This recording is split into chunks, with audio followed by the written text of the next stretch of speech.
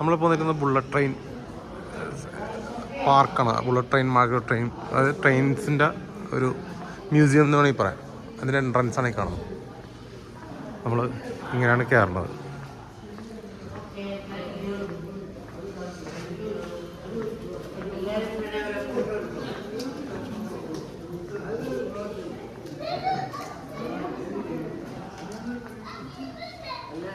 ഇത് ട്രെയിനിൻ്റെ മ്യൂസിയംസാണ്. ഇത് ഫസ്റ്റ് ടൈപ്പ് ട്രെയിൻ, പിന്നെ അതിനുശേഷം ബുള്ളറ്റ് ട്രെയിനിൻ്റെ പല ടൈപ്പ് രീതികൾ, ഷേപ്പിൽ വന്നിരിക്കുന്ന വ്യത്യാസങ്ങളെല്ലാം നമുക്ക് കാണാൻ പറ്റും. പണ്ടത്തെ ട്രെയിൻ.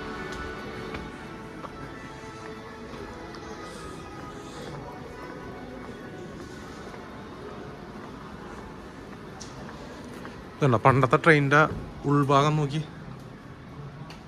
ആഹാ, കൊള്ളാം, ഇഷ്ടപ്പെട്ടു.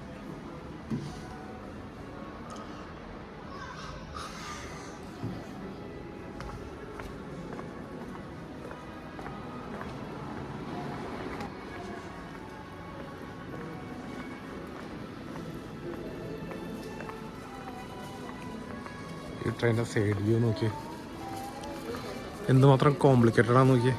എൻജിൻ പാർട്സ്, വീൽസ് ഒക്കെ ആയിട്ട്.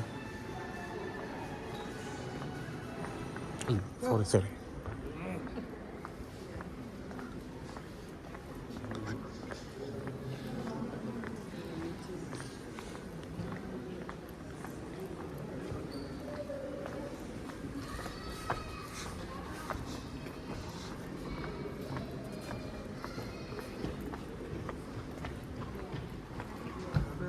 ആ പണ്ടത്തെ ട്രെയിനിൻ്റെ ഉൾഭാഗം കണ്ടോ?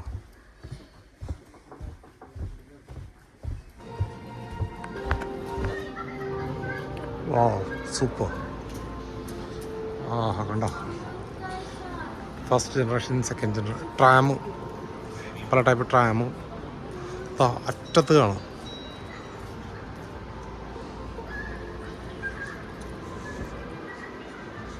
ഇഷ്ടംപോലെ ട്രെയിൻസ് ഉണ്ട് കേട്ടോ.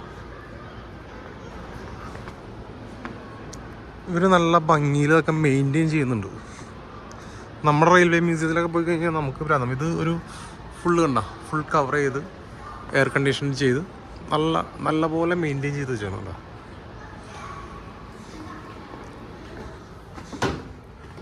ട്രാം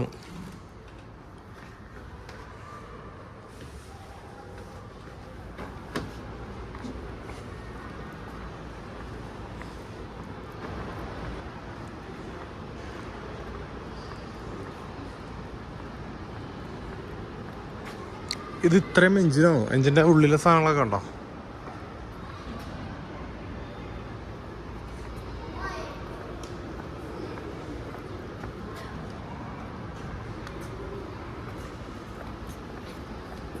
പണ്ടത്തെ വരെ ട്രെയിനിൻ്റെ, അതായത് ആദ്യ കാലഘട്ടത്തിലുള്ള ട്രെയിനിൻ്റെ സീറ്റ് നോക്കി. അതായത് വെൽവെറ്റിൻ്റെ നല്ല സീറ്റുകൾ.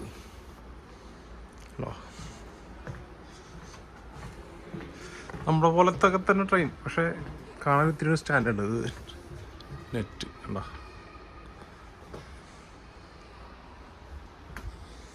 ഇതെല്ലാം വുഡാണ്.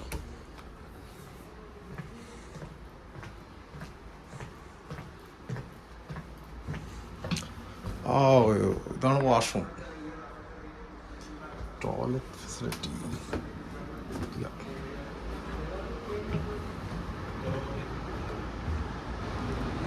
ഇതിൻ്റെ ബാക്ക് സൈഡ് വരുന്നത് ഫുള്ള് ട്രെയിനിൻ്റെ ബോഗീസാണുള്ള. നല്ല ഭംഗിയിൽ ഒരു അറേഞ്ച് ചെയ്ത് വെച്ചിട്ടുണ്ട്. ശരിക്കും പെർഫെക്റ്റ് ട്രെയിൻ മ്യൂസിയം എന്ന് പറയാം. എല്ലാം ലൈറ്റൊക്കെ ഇട്ട്. വാഷ്റൂമാണ് അവിടുത്തെ.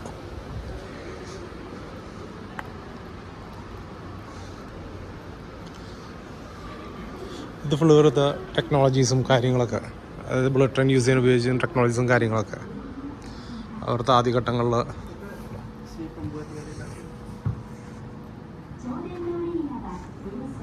ആദ്യം പഠിച്ച 600, ഇത് 517 കിലോമീറ്റർ സ്പീഡിൽ ഓടുന്ന ട്രെയിൻ. പല ടൈപ്പ് ട്രെയിൻ 581 കിലോമീറ്റർ, ഇപ്പോൾ 603 കിലോമീറ്റർ വരെ ഒരു സ്പീഡ് കൈവരിച്ചിട്ടുണ്ട് ബുള്ളറ്റ് ട്രെയിനിന്. സ്റ്റെപ്പ് ബൈ സ്റ്റെപ്പായിട്ട് ഒരു ഇങ്ങനെ എഴുതി വെച്ചാണോ. ഇപ്പോൾ കറൻ്റ്ലി 603 കിലോമീറ്റർ സ്പീഡിലോടുന്ന ബുള്ളറ്റ് ട്രെയിൻസ് ജപ്പാനിലുണ്ട്. ഇതാണോ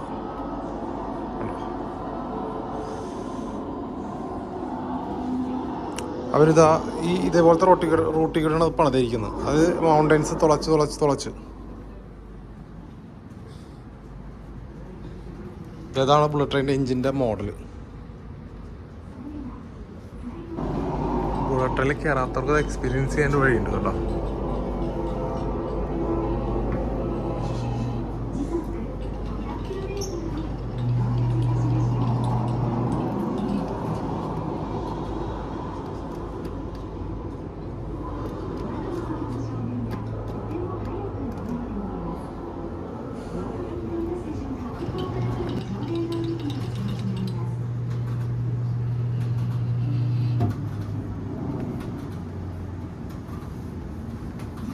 മാഗ്നോ ട്രെയിൻ പോയിൻ്റ് ഒരു മോഡലാണ് കാണിച്ചു തന്നേനെ.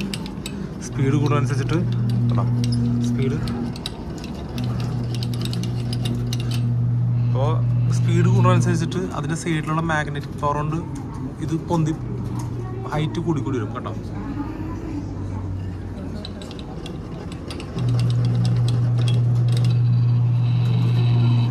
കേട്ടോ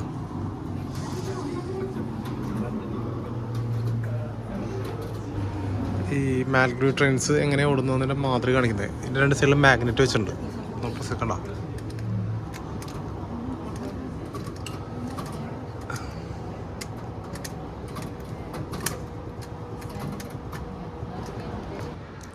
വീലിൻ്റെ ഒക്കെ വലിപ്പം നോക്കി 6 അടി.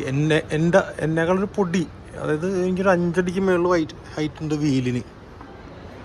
അയ്യോ പണ്ടത്തെ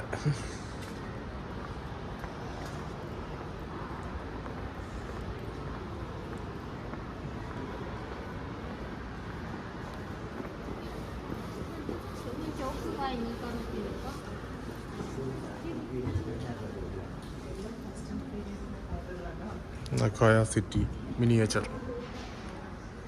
നഗോയ സിറ്റിയുടെ മിനിയേച്ചർ ഉണ്ടാക്കി വെച്ചാൽ നോക്കി. റെയിൽവേ സ്റ്റേഷൻസ്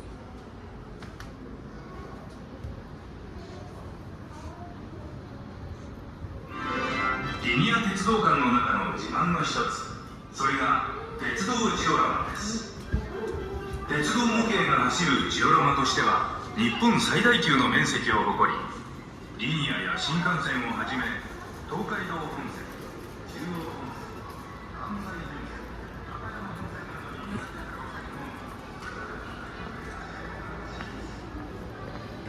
ബുള്ളറ്റ് ട്രെയിനിലെ ഏറ്റവും മോഡേൺ വേർഷനാണ് ഇപ്പോൾ EN700 എന്നുള്ളത്. ഈ ഷേപ്പാണ് ബുള്ളറ്റ് ട്രെയിൻ. ആദ്യം ആ ഷേപ്പായിരുന്നു, ആദ്യത്തെ ഷേപ്പ് ഇതായിരുന്നു. പിന്നെ ഇത്തിരി കൂടി ഈ ടൈപ്പായി, പിന്നെ ഈ ടൈപ്പായി, പിന്നെ ഈ ടൈപ്പായി, ഇപ്പം ഇങ്ങനെയാണ് വരുന്നത്.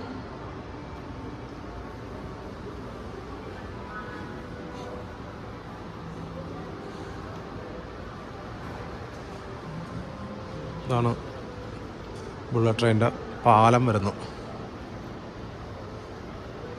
ഇത് പണ്ടത്തെ നമ്മുടെ നാട്ടിലൊക്കെ പോലത്തെ ഇലക്ട്രിക് സിസ്റ്റം ഉള്ള പഴയ ടൈപ്പ് ട്രെയിൻ സിസ്റ്റത്തിൻ്റെ.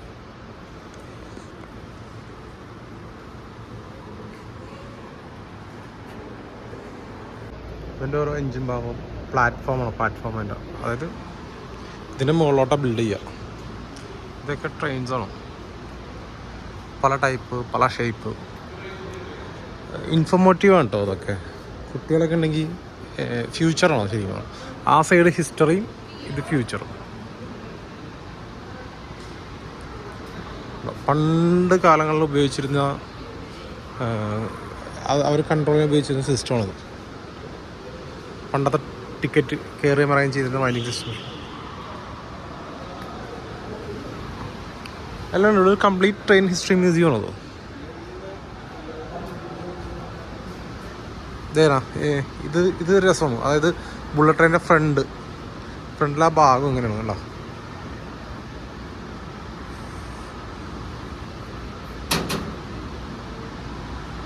ഇങ്ങനെ പീസാക്കിയിട്ടാണ് അവർ വെച്ചിട്ട് ഇതുപോലെ വെൽഡ് ചെയ്ത്